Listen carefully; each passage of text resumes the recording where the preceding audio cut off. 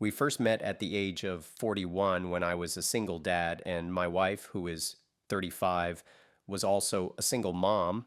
Each of us had a son, both the same age, her 13-year-old boy from a previous relationship, and my 15-year-old son. It seemed like the perfect match, and we both agreed not to have any more children.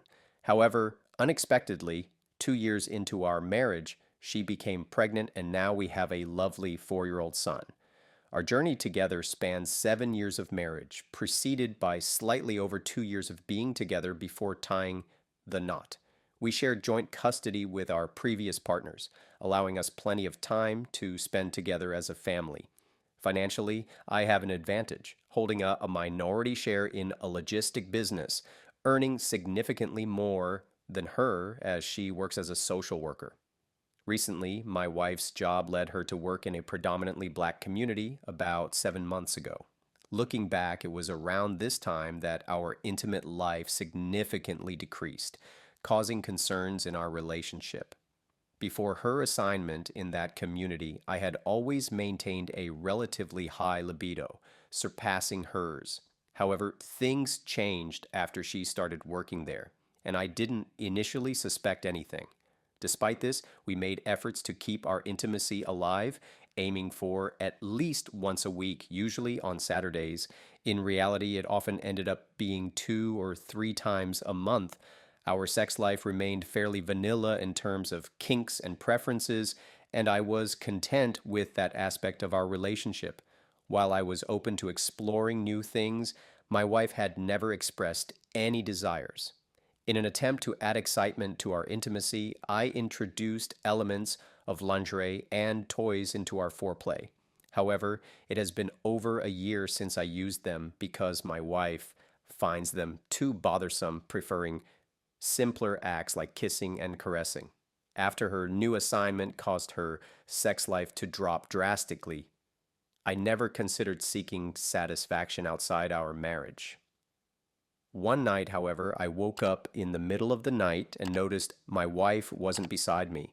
Curiosity got the better of me, and I discovered she was pleasuring herself in our home office, which surprised me. It was unexpected as she had locked herself in the office, and I never imagined she would enjoy such activities alone. Our home office is next to the master bedroom, and the kids' room is downstairs. I was surprised to find her locked in the home office, engaged in such activities, assuming she must have been watching something that aroused her. This revelation was unexpected because throughout the time I've known her, I never imagined she would enjoy adult content. Knowing how much I desire intimate affection from her, I found myself torn about my feelings. On one hand, part of me felt excited by her naughtiness, but on the other hand, I felt a bit left out, thinking she should be sharing such experiences with me instead of doing it alone. Going back to bed, I couldn't help but hope that this might be a positive sign for our intimacy. 3 days later, I found myself in the office, checking something on the computer while on the phone with a customer. To my surprise, I noticed adult site suggestions in the address bar. My curiosity got the better of me, and I thought it might be an opportunity to add some excitement to our intimate life by surprising my wife with some new experiences. I had a hunch that she wasn't as interested in intimacy as before, suspecting that her desires were not completely satisfied. I stumbled upon her browsing history as she uses Chrome and noticed it because the browser was already open. Although I couldn't delve into it further at that moment, I made a mental note to investigate later. Once the coast was clear, I checked the browsing history and found a variety of adult content. As I scrolled through, a mix of emotions overwhelmed me: shock, insecurity, and confusion. I was taken aback by the realization that around 90% of the adult content my wife watched involved interracial themes, specifically black men with white women. The titles of her searches revolved around phrases like huge black F white girl or black bull F wives husband watches. Despite us both being white, this revelation left me feeling terrible and inadequate. It wasn't about my size or the fact that the content involved infidelity. It seemed to be a significant fetish that I couldn't fulfill. While we could experiment with toys if she desired something larger, changing my race was beyond my control. The discovery led me to believe that she might only engage in intimacy with me out of obligation rather than mutual desire, given that this fetish seemed to be her primary interest. It made me question if she genuinely desired me at all. Moreover, I couldn't help but wonder if her recent part time job as a social worker in a predominantly black neighborhood had influenced or played a role in the development of her fetish. These thoughts and emotions were challenging to process, leaving me with feelings of inadequacy and concerns about the intimacy in our relationship. One Saturday night, my wife noticed my lack of initiation. I resisted any attempts at intimacy, brushing off her advances, citing exhaustion. My mind was still preoccupied with recent discoveries, making it difficult for me to engage in any intimate activities with that mindset. Wrestling with these thoughts and emotions, I struggled to find a way forward. Despite the passage of the day, the situation lingered in my mind, creating hesitation about discussing it with her. Part of me wished to ignore the incident, hoping the issue would naturally fade away over time. This internal conflict left me unsure about the next steps. During this period, I didn't suspect her of infidelity. Her routine appeared consistent, returning home from work during the day and occasionally going out with friends. Yet the thought crossed my mind that something might be happening while I was at work. I couldn't fathom our kids not noticing any unusual behavior. Fast forward a few months, and I chose not to confront my wife about the intimate content. I harbored no suspicions of her having an affair, deciding to let it go and accept that our intimate life would remain unfulfilling. To cope, I threw myself into work, taking on overtime to exhaust myself and keep thoughts of intimacy at bay, aware that she wasn't interested often. It became a coping mechanism to deal with the situation to some extent. While working, I installed a GPS tracker for the company's vehicle fleet. Out of curiosity, I considered installing the same GPS tracker in my wife's car, entertaining the idea of monitoring her movements. Unsure if it was just a fleeting thought or a serious consideration, I went ahead. The GPS revealed that she frequently visited a specific location for about 30 minutes to an hour before returning home. My working hours had prevented me from noticing this pattern earlier, but with the help of the GPS, I realized she had been going there almost every day. The location near her workplace led me to consider its relation to her job. Hesitant to confront her, fearing she could explain it as work-related, I refrained from making baseless accusations. Driven by curiosity, I decided to investigate the location myself before heading home from work. To my surprise, I arrived at an apartment complex with multiple units. Concerned she might be meeting someone inside, I couldn't risk following her without detection. That's when, contemplating the mysterious visits my wife made, I considered hiring a private investigator to delve into the matter discreetly. Turning to Craigslist, I enlisted the services of a private investigator and kept him on retainer during the investigation. Succumbing to curiosity, I ended up going through her text messages only to discover conversations indicating her enjoyment of the visits and a desire for regular encounters involving intimate activities with both individuals.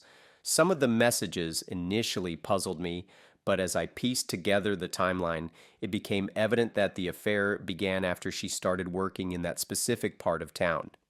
Recording her text conversations, I gathered evidence of the affair quickly escalating from messages to physical involvement. The private investigator efficiently collected evidence of my wife entering and leaving an apartment unit, spending extended hours inside. He also captured pictures of two young black males, both in their early 20s, frequenting the apartment, initially assuming she might be involved with one and the other was a roommate. Our perspective shifted when we realized they shared a one-bedroom apartment and were always present during her visits. Connecting the text messages with this revelation, it became clear that she was engaged in a double team scenario with both men. This discovery left me feeling profoundly insecure, undesired, and shattered as my confidence hit an all time low. During the 2 weeks with the private investigator on retainer, my wife was never seen in public with her affair partners, emphasizing the solely physical nature of their relationship.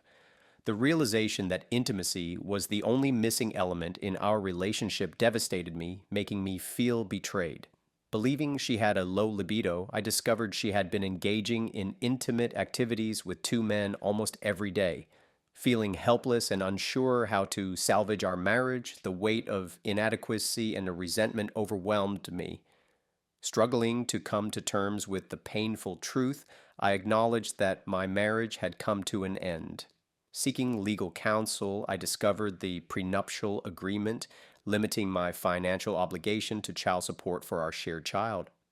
However, due to practical constraints, I couldn't serve her with the divorce papers until the following week. Feeling an urgent need to confront her before she could concoct convincing lies, I prepared by turning on the camera to record the impending conversation as evidence.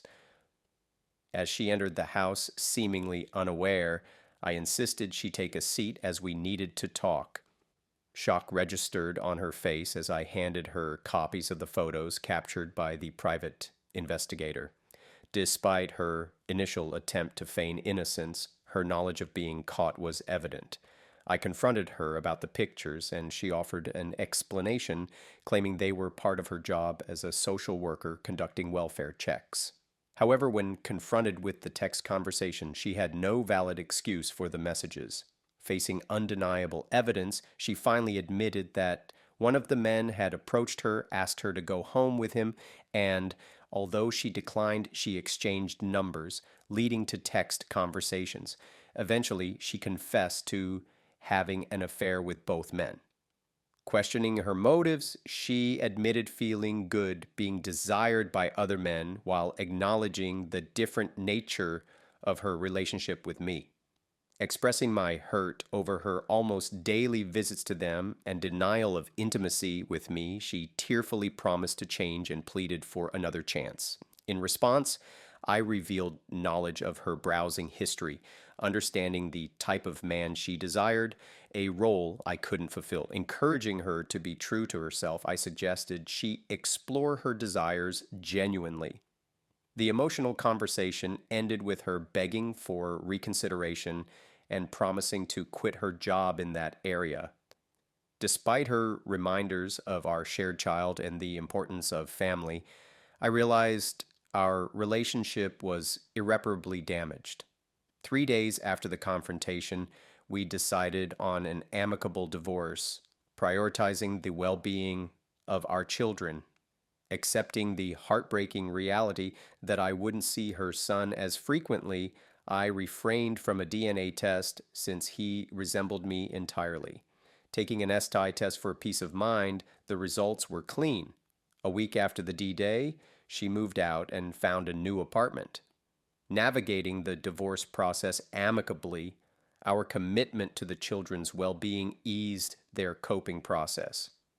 In my personal healing journey, I embraced positive changes, hitting the gym regularly, adopting a healthier lifestyle, and dedicating time to self-improvement through reading and consuming empowering content.